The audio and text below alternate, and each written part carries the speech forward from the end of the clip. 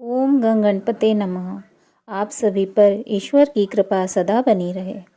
इस वीडियो में हम गीता के तीसरे अध्याय के महात्म्य का रसपान करेंगे। श्री भगवान कहते हैं, प्रिय जन स्थान में एक जड़ नामक ब्राह्मण था जो कौशिक वंश में उत्पन्न हुआ था। उसने अपना जाति धर्म छोड़कर व्यापारिक वृत्ति में मन लगाया। उसे पराई स्त्रियों के साथ व्यभिचार करने का व्यसन पड़ गया था। वह सदा जुआ खेलता, शराब पीता और शिकार खेलकर जीवों की हिंसा किया करता था। इसी प्रकार उसका समय बीतता था। धन नष्ट हो जाने पर वह व्यापार के लिए बहुत दूर उत्तर दिशा में चला गया। वहां से धन कमाकर वह घर की ओर लौटा। बहुत दूर तक रास्ता उसने तय कर लिया था। एक दिन सूर्यास्त हो जाने पर जब दशों दिशाओं में अंधकार फैल गया, तब एक वृक्ष के नीचे उसे लुटेरों ने धर दबाया और शीघ्र ही उसके प्राण ले लिए। उसके धर्म का लोप हो गया था, इसलिए वह बड़ा भयानक प्रेत हुआ। उसका पुत्र बड़ा ही धर्मात्मा और वेदों का विद्वान था। उसने अब तक पिता के लौट आने की राह देखी। जब वे नहीं आए तब उनका पता लगाने के लिए वह स्वयं ही घर छोड़कर चल दिया। वह प्रतिदिन खोज करता, मगर राहगीरों से पूछने पर भी उसे उनका कुछ समाचार नहीं मिला। तदंतर एक दिन एक व्यक्ति से उसकी भेंट हुई जो उसके पिता का सहायक था। उससे सारा हाल जानकर उसने पिता की मृत्यु पर बहुत शोक किया। वह बड़ा बुद्धिमान था। बहुत कुछ सोच विचार कर पिता का पारलौकिक कर्म करने की इच्छा से आवश्यक सामग्री साथ ले उसने काशी जाने का विचार किया। मार्ग में 7-8 मुकाम डालकर वह 9वें दिन उसी वृक्ष के नीचे आ पहुंचा जहां उसके पिता मारे गए थे। उस स्थान पर उसने संध्या वंदन की और गीता के तीसरे अध्याय का पाठ किया। उसी समय आकाश में बड़ी भयानक आवाज हुई। उसने पिता को भयंकर आकार में देखा। फिर तुरंत ही अपने सामने आकाश में उसे एक सुंदर विमान दिखाई दिया जो तेज से व्याप्त था। उसमें अनेकों क्षुद्र घंटिकाएं लगी थीं। उसके तेज से समस्त दिशाएं आलोकित हो रही थी। यह दृश्य देखकर उसके चित्त की व्याग्रता दूर हो गई। उसने विमान पर अपने पिता को दिव्य रूप धारण किए विराजमान देखा। उनके शरीर पर पीतांबर शोभा पा रहा था और मुनिजन उनकी स्तुति कर रहे थे। उन्हें देखते ही पुत्र ने प्रणाम किया। तब पिता ने भी उसे आशीर्वाद दिया। तत्पश्चात उसने पिता से यह सारा वृत्तांत पूछा। उसके उत्तर में पिता ने सब बातें बताकर इस प्रकार कहना आरंभ किया। बेटा, देववश मेरे निकट गीता के तीसरे अध्याय का पाठ करके तुमने इस शरीर के द्वारा किए हुए दुष्कर्म बंधन से मुझे छुड़ा दिया। अतः अब घर लौट जाओ, क्योंकि जिसके लिए तुम काशी जा रहे थे वह प्रयोजन इस समय तृतीय अध्याय के पाठ से ही सिद्ध हो गया है। पिता के इस प्रकार कहने पर पुत्र ने पूछा, तात, मेरे हित का उपदेश दीजिए तथा और कोई कार्य जो मेरे लिए करने योग्य हो बतलाइए।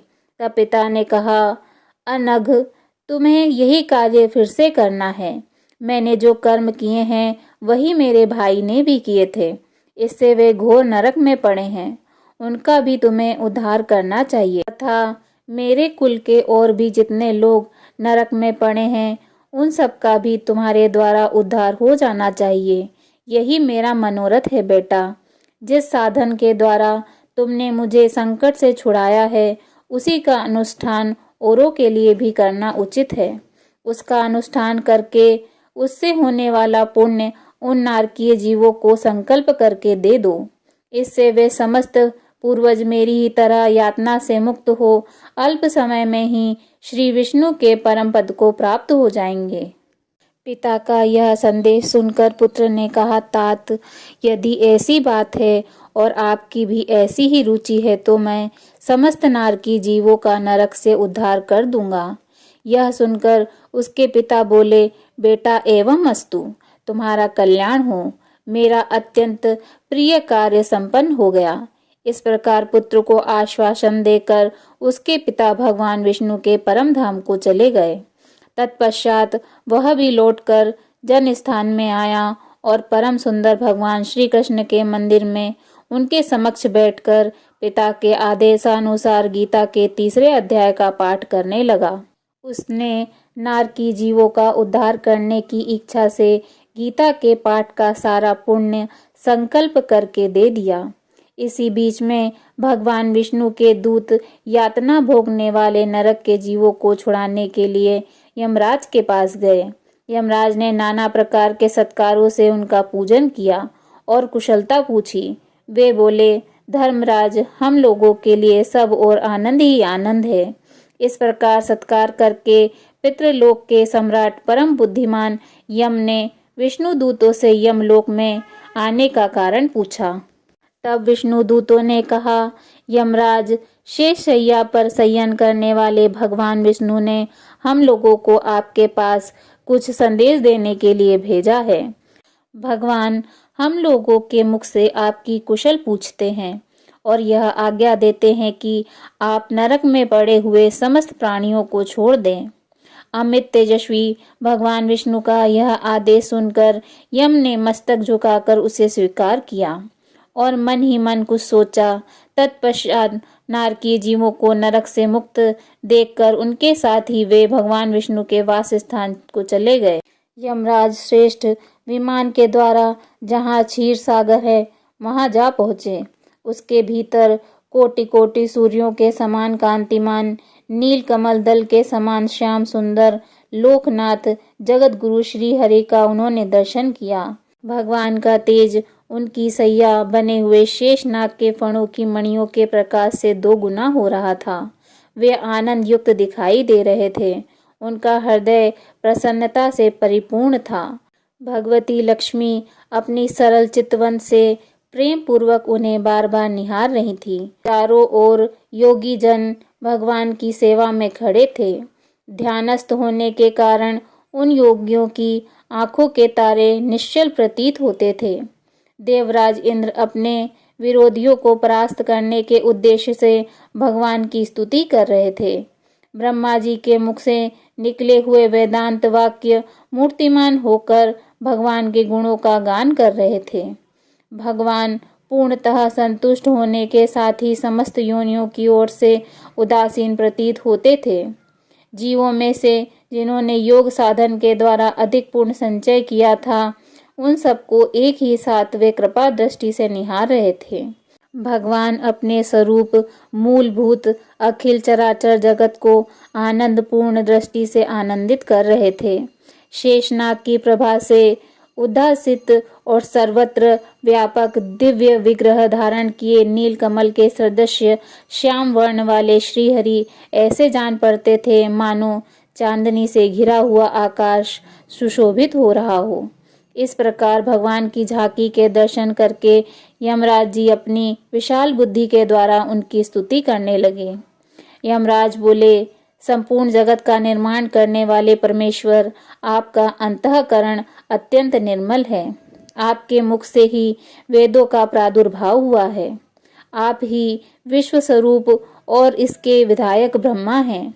आपको नमस्कार है। अपने बल और वेग के कारण जो अत्यंत दुर्धर्ष प्रतीत होते हैं, ऐसे मदांधों का अभिमान चूर्ण करने वाले भगवान विष्णु को नमस्कार है। पालन के समय सतत्वमय शरीर धारण करने वाले विश्व के आधारभूत सर्वव्यापी श्री हरि को नमस्कार है। समस्त देहधारियों की पातक राशि को दूर करने वाले परमात्मा को नमस्कार है। जिनके ललाटवर्ती नेत्र के तनिक सा खुलने पर भी आग की लपटें निकलने लगती हैं, उन रुद्र रूपधारी आप परमेश्वर को नमस्कार है। आप संपूर्ण विश्व के गुरु, आत्मा और महेश्वर हैं। अतः समस्त वैष्णवजनों को संकट से मुक्त कर कर उन पर अनुग्रह करते हैं। आप माया से विस्तार को प्राप्त हुए अखिल विश्व में व्याप्त होकर भी कभी माया अथवा उससे उत्पन्न होने वाले गुणों से मोहित नहीं होते। माया तथा माया जनित गुणों के बीच में स्थित होने पर भी आप पर उनमें से किसी का प्रभाव नहीं पड़ता। आपकी महिमा का अंत नहीं है, क्योंकि आप असीम हैं। फिर आप वाणी के विषय कैसे हो सकते हैं? अतः मेरा मौन रहना ही उचित है। इस प्रकार स्तुति करके यमराज जी ने हाथ जोड़कर कहा, जगत गुरु, आपके आदेश से इन जीवों को गुण रहित होने पर भी मैंने छोड़ दिया है। अब मेरे योग्य और जो कोई कार्य हो उसे बताइए। उनके ऐसा कहने पर भगवान मधुसूदन मेघ के समान गंभीर वाणी द्वारा मानो अमृत रस से सींचते हुए बोले, धर्मराज, तुम सबके प्रति समान भाव रखते हुए लोगों का पाप से उद्धार कर रहे हो। तुम पर देहधारियों का भार रखकर मैं निश्चिंत हूँ, अतः तुम अपना काम करो और अपने लोक को लौट जाओ। यह कहकर भगवान अंतर्ध्यान हो गए। यमराज जी भी अपनी पुरी को लौट आए। तब वह ब्राह्मण अपनी जाति के और समस्त नारकी जीवों का नरक से उद्धार करके स्वयं भी श्रेष्ठ विमान द्वारा श्री विष्णु धाम को चला गया। बोलिए श्रीमद् भगवद गीता की जय। श्री हरि विष्णु भगवान की जय।